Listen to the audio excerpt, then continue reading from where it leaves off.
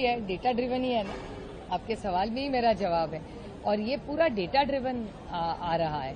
तो मेरे ख्याल से इसकी जांच होनी चाहिए, और ये बहुत दुख की बात है कि जिस हमारे सबके प्यारे भारत रत्न डॉक्टर बाबा साहब अम्बेडकर ने जो संविधान दिया था और जो अधिकार इलेक्शन कमीशन को दिए थे, वो कहाँ गए।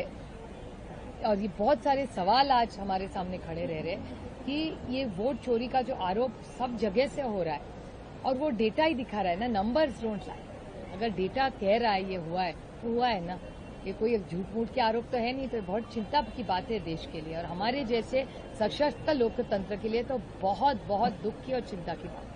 कई सारे सांसद हो या कई सारे विधायक हो जो लगातार कह रहे हैं कि उनके भी कॉन्स्टिट्यूएंसी में इस तरह की वोट चोरी हुई है। अरे मैं तो कह रही हूँ कि मेरे निर्वाचन क्षेत्र से ही आप शुरू करिए।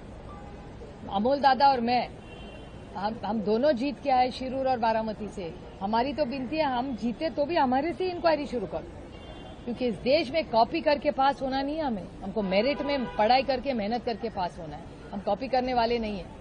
तो जरूर मैं तो कह रही हूँ हम सबकी करें। हम विपक्ष में है तो क्या हुआ, और चुन के आए तो क्या हुआ। ऐसा नहीं है कि जब हारेंगे तभी कहेंगे इंक्वायरी करो। और अमोल दादा और मैंने बहुत बार कहा है कि भैया हमसे ही शुरुआत करिए।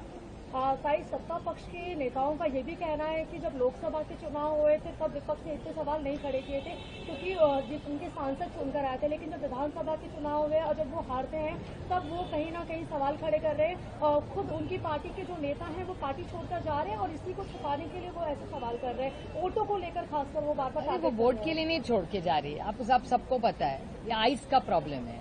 आइस से बहुत दिन के बाद बोल रही हूँ मैं, आइस से इनकम टैक्स, सीबीआई और ईडी, और ये आपके चैनल ने भी दिखाया। तो ऐसा कोई नई बात मैं नहीं कह रही हूँ। सबको पता है कि आइस का कितना बड़ा प्रॉब्लम है इस देश में। अभी थोड़ा सा स्लो हुआ है, नहीं पहले तो बहुत ही अग्रेसिवली आइस चल रहा था।